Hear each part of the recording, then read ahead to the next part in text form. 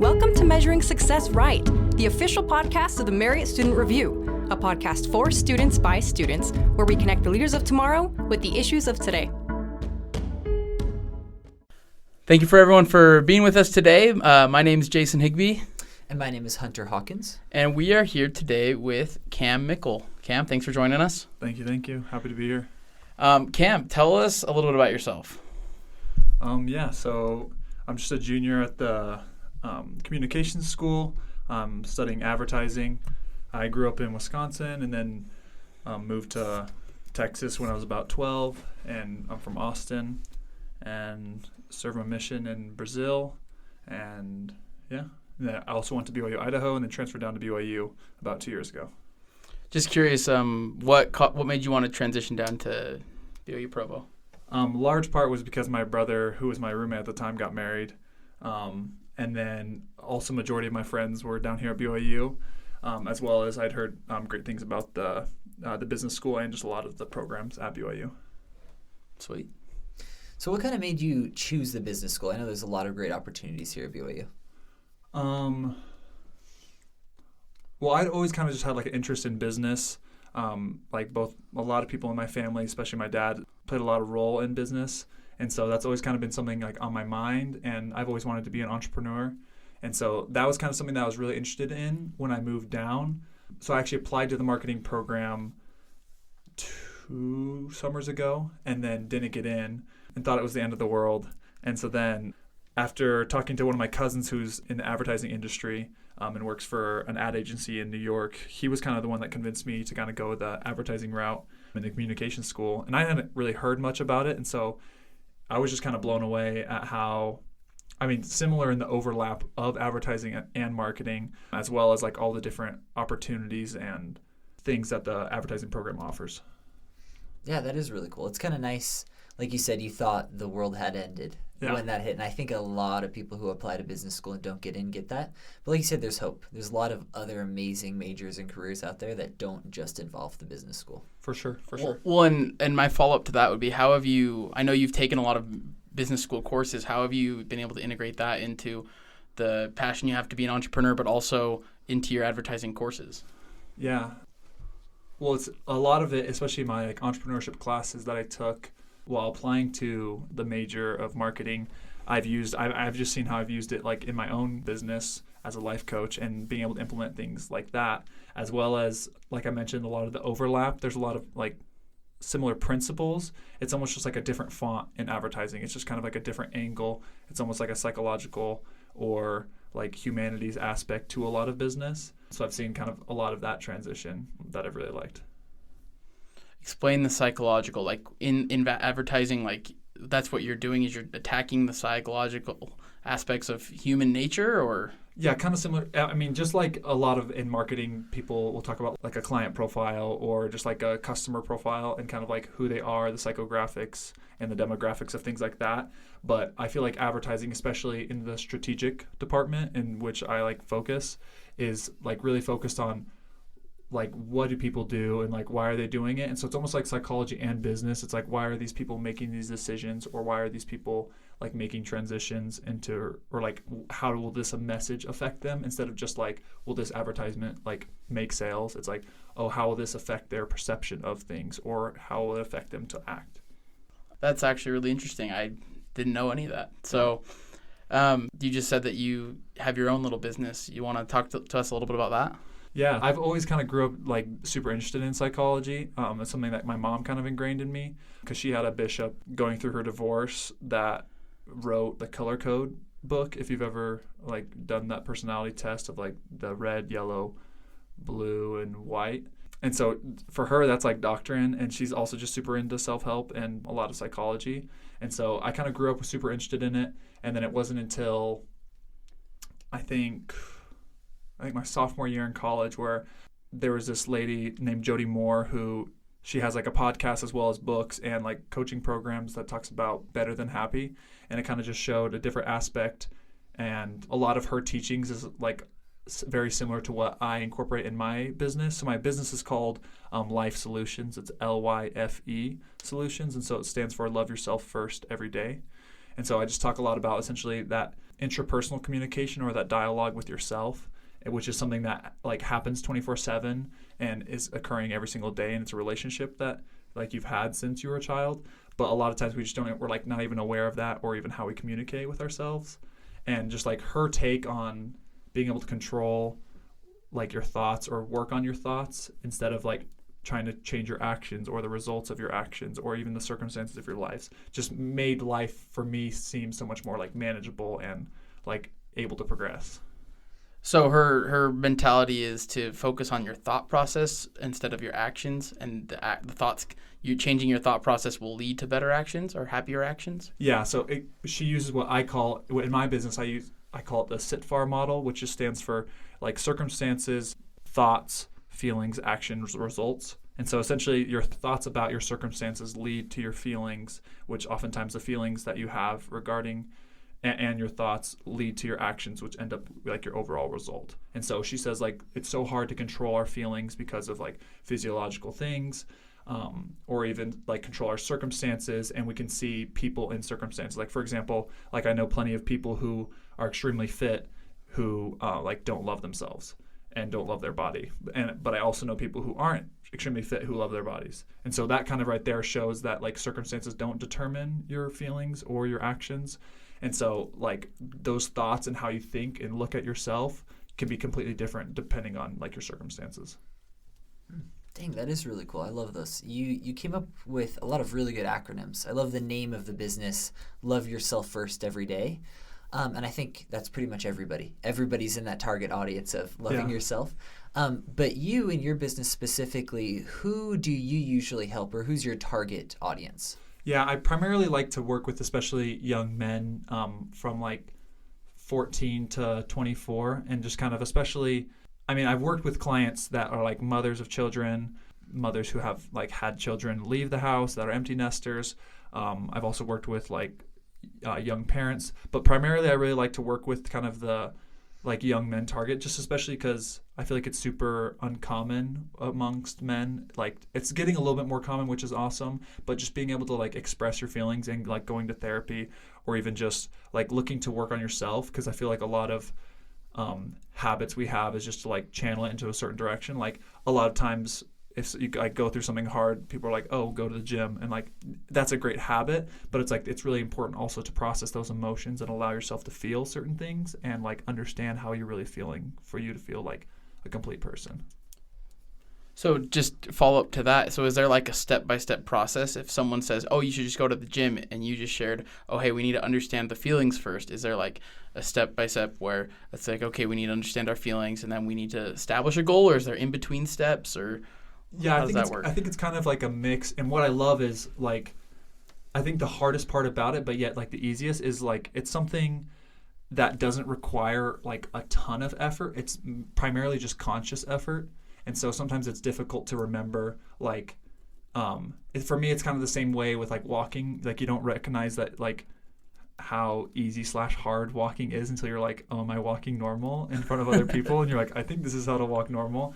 For me, it's kind of similar with that with thoughts. Like a lot of times you just naturally are having that internal dialogue. And so like it's not until you recognize it that you're like, oh, is this what it's supposed to be? So primarily like in a situation like that, like I'm more than happy like that people are exercising those things. It's just important also to be like, well, what does that make you feel? Because then that you can even like backtrack it. So you're like, okay, so you're going to the gym. What are some of the emotions you feel like at the gym? And it's like, why do you think you're feeling those emotions? And that can kind of get back to the thoughts regarding the circumstances, which kind of gets at the deeper root. Because a lot of times we just have like masking behaviors that we try to do to like make us feel a certain emotion, when like the real reason that we're struggling to feel an emotion is like because maybe we're not recognizing like the actual problem. Yeah, that totally makes sense. And like you said, you got to focus on both aspects of your life, mentally and physically. Kind of, so when you, like you said, you love to target, I don't want to say target. You said you love working with these young men that need guidance, that need help. I don't know if you've seen this, but I feel like there's been a big influx of this type of content on YouTube, on TikTok. And a lot of times it's this short form content just to get views. Mm-hmm. And it kind of is negative at times. Have you seen that? And what do you say to these content creators that are kind of targeting this audience? And so just so to clarify, make sure I'm understanding, Yeah. like the ones that are making content like promoting men's health, or is it like taking advantage of that mental health? Yeah, taking advantage of it. Yeah, I mean, I think for me, I'm a very like, there's a whole lot of gray in the world. I don't believe there's a whole lot of black and white. And so I think like even to the people that like are taking advantage, I think there's certain things that those people are looking for in emotions, or even like certain things that they're seeking out. So I can't like say on what I think their overall motives are going towards it, but I do agree. I think a lot of times, and that's just natural tendency, is like as humans we like finite and like easy solutions to things, and that's what I talk about a lot with my clients, is like the hardest part. Like one of the biggest words that I use is I always talk about the power of maybe, or not yet, because both of those words, like, it's hard for us because we want to like an absolute answer, and so I just love throwing it around maybe, because it's like, oh, I have no friends, and it's like maybe I have no friends, or it's like, or maybe I'm not aware of those friends, or it's like my life is over. It's like maybe my life is over, maybe it's not, because I think just those maybes and like the what ifs brings a lot of like hope and optimism to the other side of like, oh, like depression or even like difficulty with like positive thinking. And then same with not yet. It's like, oh, well, I'm like, I can't figure out this thing, or I can't like, I didn't get promoted yet, or it's like, I didn't understand this concept yet. And just throwing like those simple words kind of shift your perspective and overall understanding of to yourself. Because I think honestly that internal dialogue really is what like limits or like enables you to be really productive. Yeah, I love that comment about the power of maybe and not yet, because like you said, a lot of times when we're in a situation, we think it's over. Like you were kind of saying at the beginning, like, you know, when those people apply and don't get into a program, they just think my life is over. I've come to nothing and I don't have anywhere to go. But like you said, if you just throw in the, well, not yet, like you haven't got in yet, or I haven't found my program yet, that gives a lot of hope when really nothing really changed besides your perspective. Absolutely. And kind of along those same lines, it's actually something I was talking to my sister, who's also a life coach, and we were just kind of talking about a perspective that I've really grown to love, and something I've actually started to incorporate more in like my prayers or even just in my thoughts is I love, because I was kind of talking to her about, I'm like, oh, I just have trust that God will kind of do his will and like do whatever he feels is best. So I kind of got to the point where I'm like, I feel like prayer is kind of pointless because he's going to do his will to me no matter what happens. And I'm like, I'm just here to try to survive it. And it was really interesting that she was kind of talking about the importance of being able to like plead and express what you do want, but then always ending with or something better. Because at the end of the day, like he knows what is best for us. And so it's like, it's okay to ask like, oh, I really hope that this date with this person goes well, and like that maybe like something comes from this relationship or something better. And so finishing things like that, or even like, I really hope I get into this program or something better. Because like for me personally, like the advertising program hits so much more of the psychology aspect in business that I never would have even been aware of it if it weren't for me getting rejected from the marketing program. So if I would have been in that position and been asking like, oh, or something better, he would have known, oh, the advertising program is better for you or better fitting. And so it's just like, I feel like it gives a better perspective and understanding and trust like in the Lord and kind of his timing and like what he knows is best. I like that too, because it's like you're saying what you want, but also it's like I have faith that there's might be something different. I'm choosing to put my faith out there rather than just hand me what I'm looking for. It's like, okay, hand me what I'm looking for, please, but I know that might not be the right thing for me, and I'm willing to hear what's out there for me. Absolutely, because I feel like timing, especially in the church, a lot of adults love like throwing timelines on kids, and it's just like they're like, oh, you need to be graduated by this age, you need to be like married by this age, having kids by this age, and it's like unless you have a exact reason as why you're not going to hit those marks on those timelines, it's like, well, what are you doing with your life? And like I just think of like my brother is a great example of that. Like he was 30 years old, living with like 4 different roommates, and was like completely content in life. And like something that my dad just could not understand was just like, oh, well, he just does nothing with his life. And a lot of times like he really wanted, like he would go on lots of dates, but just like I didn't have a lot of luck in that aspect. And then like turns around and he like a couple years later marries like this super successful lawyer who's just so perfect for him. And like I can't think of a different person that like for him to be with, and she's just so perfect for him that like for me that's just a definition of her something better. And I'm like, and I'm sure if you were to talk to him and be like, hey, would you rather go through 10 years of dating struggles and like trying to find relationships and then it like not working out to find her, I'm sure he would say it's worth it. But that doesn't mean that during those 10 years that there weren't really hard times. And that's the thing. I feel like it's very similar to trying to learn a language. Like on the mission, people are always like, oh, just give it 6 months and like you'll understand the language. What they don't tell you is that those 6 months are like the hardest 6 months ever, because you feel like an idiot because people are laughing in your face or saying things where like, I understood that you just made fun of me, but I don't know the language well enough to respond. And so it's things like that. And that's why I feel like the mental health aspect is really important, is because we don't like acknowledge and recognize, even though we do have the eternal perspective, like we live life day by day. And so that's why I think the love yourself first every day is so important, because it's like you can love yourself, but it's like it's important to show that love every single day in things that you do, because like there can be days that you're like you might forget, and there may be days where you don't feel like it. And so it's like you need to show that love consistently. Well, and just I always, just to follow up with your language comment, they tell you it'll give you 6 months, right? But they don't say that you won't see the progress until you've made the progress. It's like because when they say 6 months, you're like, okay, 6 months in, light switch is gonna flick in my head, and I'm just gonna get this. It's like, well, no, you'll see the progress once you've made the progress, and so it's hard to. It's another faith building thing. And that's like the same with businesses, because it's like you don't know, like really an idea is a good idea or a business is a successful business until it is a successful business. And so it's like it's not something you can see like progress with, oh, we're like increasing in sales or like an outreach and things like that. But there's like you don't know until you're already like in the thick of it and you're like, oh my gosh, like that was what led to this. One thing I wanted to come back on and talk about that you highlighted is that there's been an influx of positivity towards just mental health in general and getting help when you need mental health. My wife is in the marriage and family therapy program. Oh, awesome. Here at BYU. And she's seen that as well, that there's a lot more people willing to go to therapy and using it as an avenue to really become better. Why do you think that's become such a positive thing now and seen in the public eye as something positive? I honestly just think COVID was a huge factor. I think COVID kind of like exposed a lot of things. Like people always joke that if you were in a relationship during COVID, like it really exposed whether or not it's a good relationship.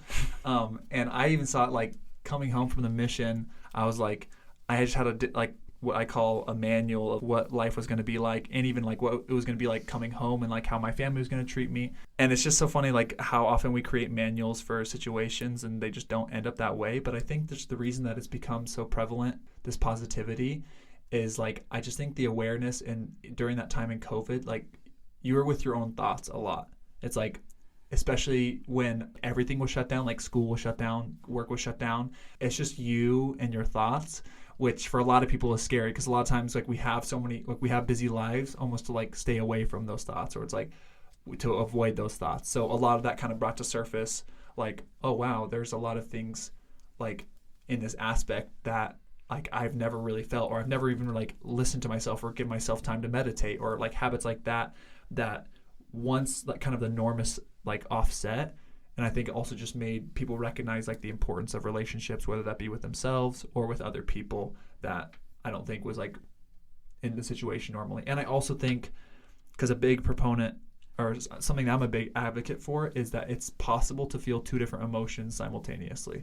Like I think it's okay to feel doubtful and hopeful at the same time.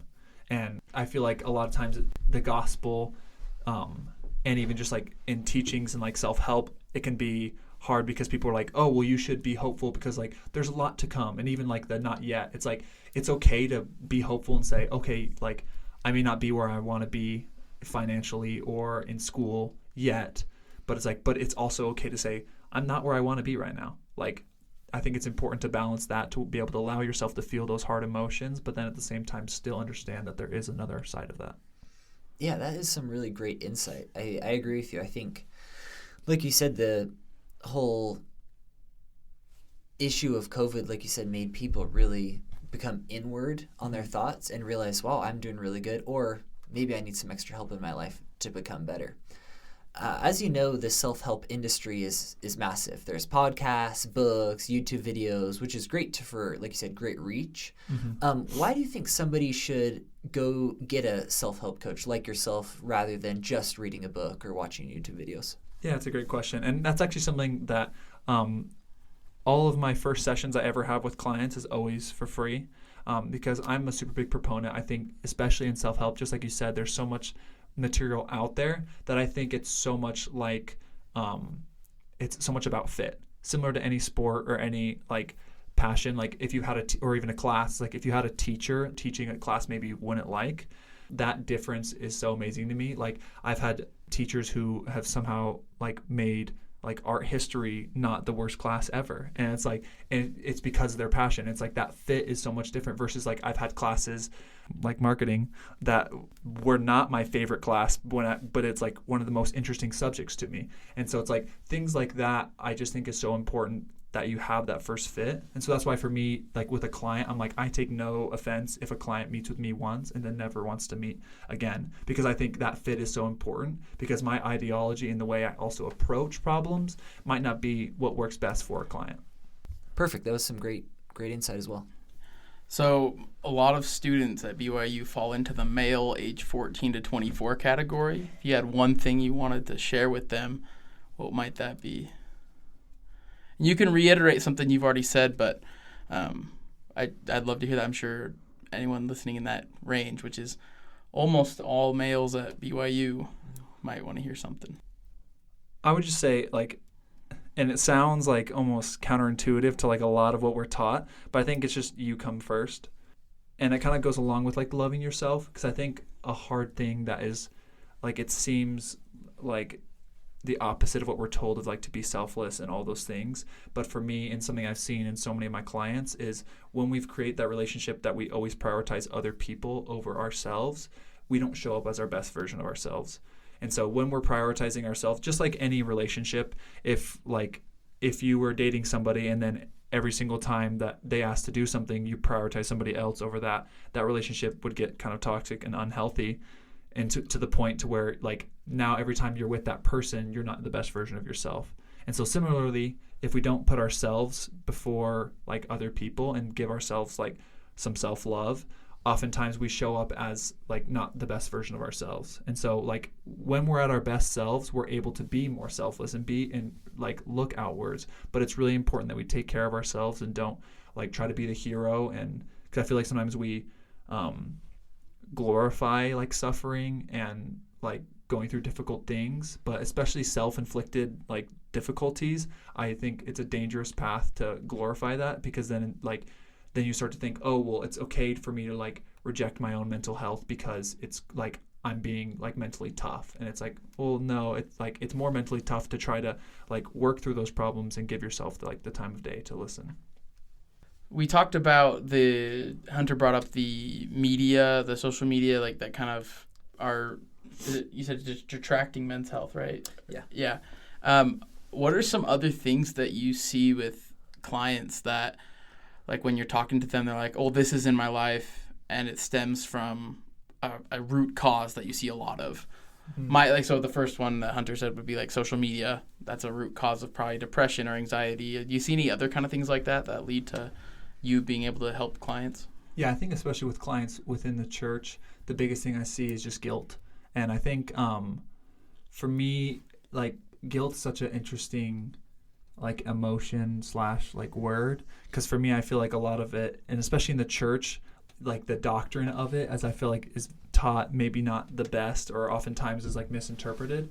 And so I feel like the biggest thing to recognize with sin or guilt is like the separation of oneself from actions. And so that's a lot of times I talk about with clients that really struggle with actions such as like self-harm, or feel like actions that aren't in line with their own moral values or with the values of the church. Things like that, it's so important to recognize. That's why I always talk a lot about like the gray and like very little black and white, because I don't believe that there's such thing as good and bad people. I just think that there's people. And that's why I really don't like when like parents oftentimes are like, oh, but he's such a good kid, or like, I don't want you hanging out with him, he's a bad kid. I don't think there's such things as good or bad kids, or good or bad people. I just think there's people who make decisions, whether they be good or bad. And I think a lot of times situations can almost be like morally ambiguous, because it's like children in like difficult circumstances forced to make decisions, life or death. It's like, can you judge them with the same like moral hierarchy that you would someone who grew up in like a totally fine household? And so for me, I just feel like the most important thing is to understand, like when you do make mistakes, that it's just something that you've done. It's not someone you are. And so being able to separate that oneself, because then I feel like once you better understand the atonement, and I mean, I have such a tiny understanding of the atonement, but like the more I feel that I do understand the atonement, the more I recognize that, like, yes, it can change you as a person and make you a better person, but like you're not like stopping yourself from like being a sinner. Like you're just taking those sins away from yourself. And that's why for me, like one of my favorite scriptures, and it's like it just talks about it's in 1 Timothy 1:15. It just says, "This is the faithful saying and worthy of all acceptation, that Christ Jesus came into the world to save sinners, of who I am chief." And that's why I just feel like people just need to understand that like all of us make mistakes, and that is separated from who we are as like children of God, and all of us have that like eternal identity. And like just because we make these certain decisions, even if it's like habits, like just because someone makes these habits on a day-to-day basis doesn't make them who they are. Like you can still repent and always change and make differences in your life because you are a child of God. Awesome. I love that. Yeah, that comment's great. I think that's one thing that a lot of people don't really understand, is that, like you said, there isn't good or bad people. We're all just people. We're all just children of God that make wrong and good decisions at times. And when we make those bad decisions, that really shows our character of, okay, what we're going to do now. Like, do we just keep doing that? Or do we become better and start trying to be the Christ-like people that we should really be? Mm-hmm. So in all this conversation, we want to talk a little about the Marriott School values, and you being around the business school a lot with work. Some of the, like, do you have a favorite thing that BYU Marriott likes to talk about? The faith in Christ, integrity in action, respect for all, and excellence. Yeah, I think respect for all is just like a really important thing. I just think that's one of the most like Christ-like attributes that you can have, is like, because I think that respect also results into love of others. Because I think it's so easy to reject something that you don't understand, or even something that's different than you. That's why a lot of times, like when we go out to seek information, we're always like going in with the information like seeking bias, where we're just going to look for stuff that will support our opinion. For me, it's like growing up in Wisconsin, I'm a huge like Bucks and Packers fan, and so if I want to go see that like they're the best team, I'm gonna go to like their Instagram pages, and it's gonna tell me that.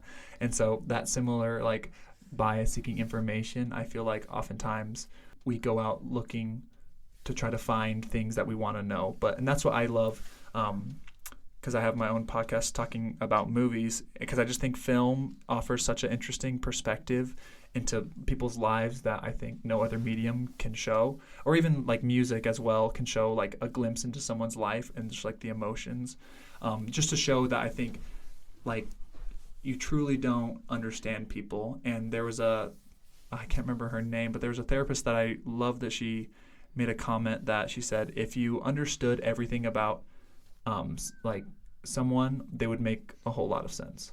And so I feel like, because we always feel like, oh, this person's so hard to understand, but it's like the more you understand about them, like the easier and like the more sense their actions make. Because it's like if you understand all of their past, all of their difficulties, their thoughts, then like when they act a certain way, you're like, oh, that totally makes sense, and it's like much easier to understand.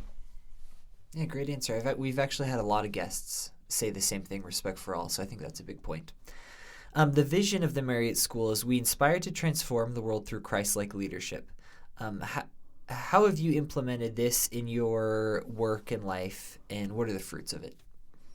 So for me, I work at the Business Career Center in the Marriott School, and I just feel like something that I always admire about, and what I really like about the TV series The Chosen, is I just think it blows me away that Christ is just like, he's the master at being one of the people, or like one of the guys, and yet he's like a perfect person. And that's what always just kind of blows me away, is like this perfect being who is like on face value the most unrelatable person ever, because he's never even like made a mistake.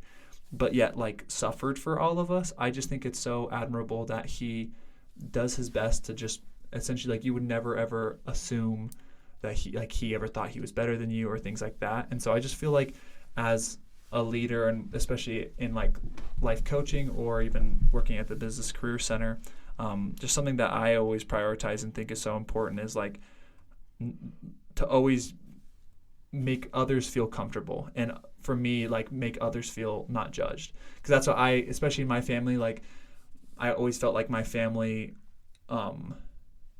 or a lot of families in wards were always attracted to my family, because my family's kind of a yours, mine, and ours. It's a big mix.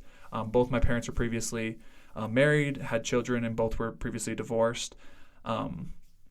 And my family's just kind of from a bunch of different backgrounds, and so we're kind of just like a jumbled mess of chaotic fun. And I felt like that's what made a lot of people being able to relate to us, is because we just seemed much more approachable because we were so imperfect. And so I feel like that's an important thing, is that it's always important for others to know that you are imperfect, and yet like that you're coming from a place of love to try to relate to them. That's great. Thanks so much for sharing that. Yeah. Kind of going along with that same thing, the mission of the Marriott School is we develop leaders. What attributes are of these leaders? What do they look like, and how can we become them? I think especially in a world of social media where best messages are like show, don't tell. It's like similar to a lot of like mediums, like especially in film, it's like being able to show something without having to like explicitly say it. I think similarly, a lot of leadership, especially in like a world of social media where we're often like having to tell others like how great we are or how fun our lives are or like how many friends we have. I think it's so interesting and so powerful when people essentially like aren't telling, and yet they show that. And for me, like a leader that doesn't like tell you or remind you on a consistent basis that like they are a leader or that they're better than you or even like all of their accolades, I think makes them like that much more impressive. And that kind of just goes back on like the Christ and kind of like almost like blending into the crowd of just like someone that doesn't like step like center stage and be like, oh, look at me, but yet someone who like is one of the leaders but is like often compelled by others because of how others view them. Perfect. Anything you want to add to that? No, I really like that. So our podcast is called Measuring Success Right, and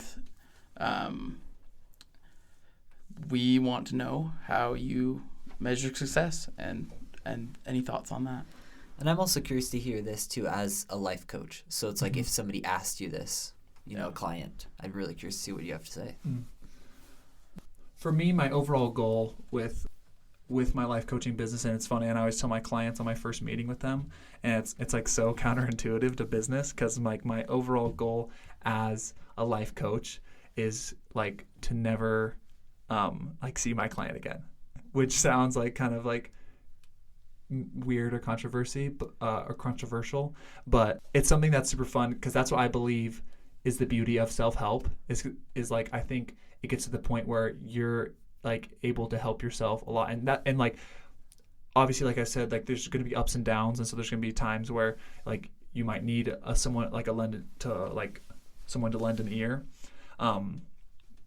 but so for me, I love it when someone essentially wants to meet less, or when someone doesn't want to meet anymore, oftentimes because they feel like, oh, I feel like I have like a better grasp. And that doesn't mean that these people have life figured out all of a sudden, but I just love that it does what it's done to me, which it's made life seem so much more manageable. And like as crazy and out of control life is, and it'll take every manual you have and timeline you have, and it'll throw it away and tear it up.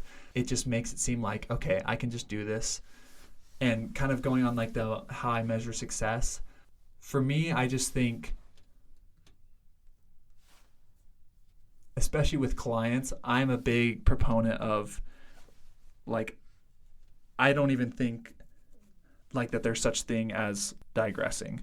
Like, I just think naturally as a human being, it's almost impossible to digress. I just think like any efforts towards progress, like our progress, and even like even digressing teaches us lessons, which in my opinion helps us progress. And so that's a lot of times with clients, like when setting a goal to stay clean from like a substance or stay clean from something, I always talk about how like every single day, even if you messed up, that moment that you decide to like, okay, but I'm going to work on it again, like that's already like a day improved. And I'm like, and no day one of like being clean from something, you're the same as you were the previous day one. And so like for me, there's just, and that's why I feel like there's so much either like self like loathing or even just like oftentimes we can be so hard on ourselves is because if we're always constantly trying to measure our success as in like, oh, did I complete this? How did my test go? Did I get the grade I wanted? Did I get into the program I wanted?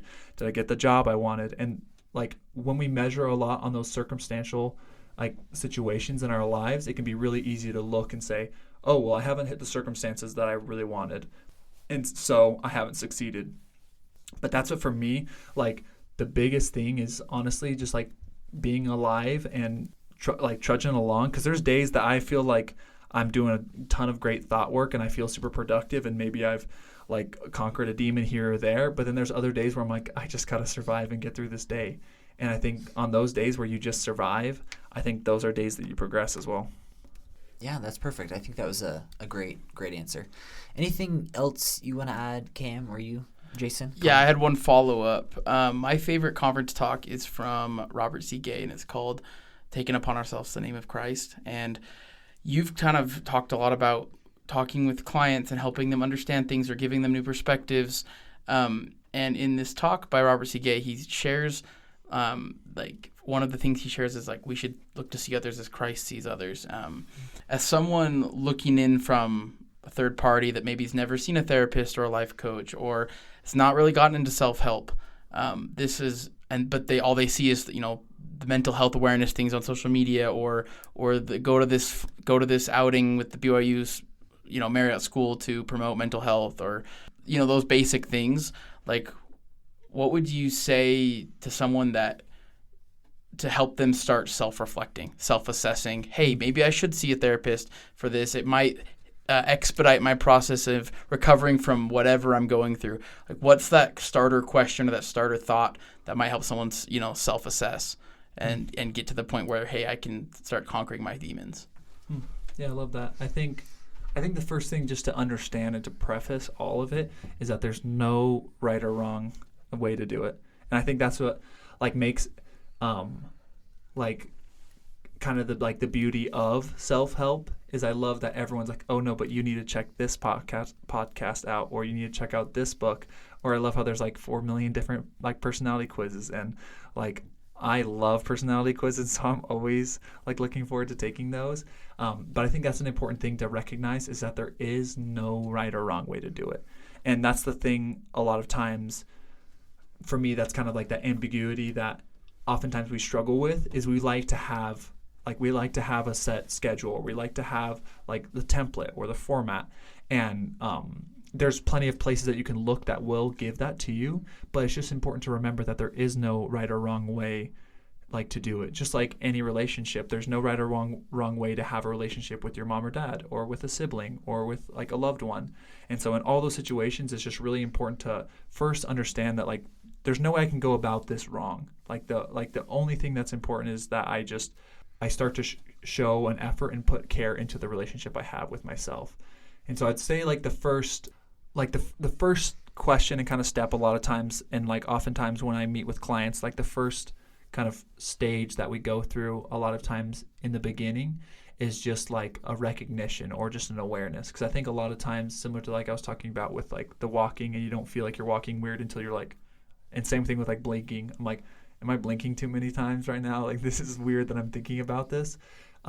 We don't recognize how often or how much we talk to ourselves, or even have that like interpersonal or inner dialogue, until like we give time and be like, okay, I'm going to just listen to everything I say to myself. And whether that's writing it down or just like recognition, I think it's just a really important thing to recognize how we talk to ourselves just on a daily basis. And so just taking like, even if it's not like a full day, it's just like, okay, for the next like hour. And especially I like it when you're going to do kind of simple, mundane tasks. Like if you're going to the grocery store or like driving, like a lot of the times it's just like, what are those, like the dialogue going on with yourself? And like that will kind of give you a really good indication of like where you are like with your relationship with yourself.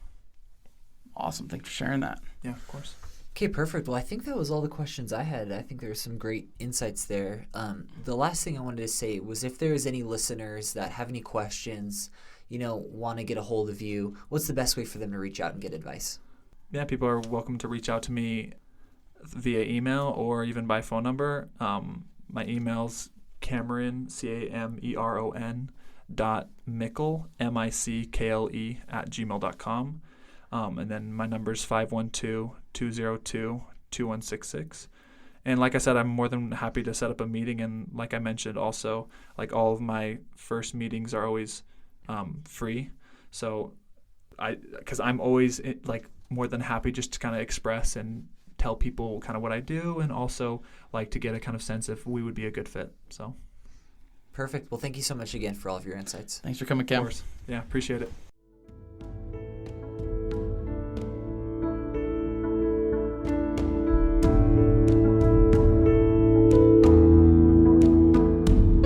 Make sure you subscribe to our podcasts on Apple Podcasts, Spotify, Google Play, or SoundCloud so you never miss an episode. Be a friend and tell a friend about measuring success right.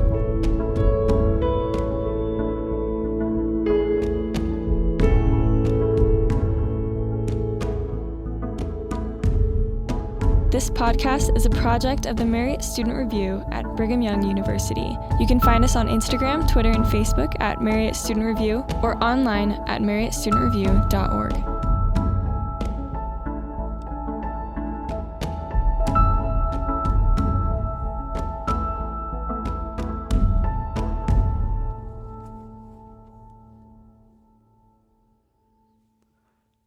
The views and opinions expressed in this podcast do not necessarily reflect official policy or position of Brigham Young University or the Church of Jesus Christ of Latter-day Saints.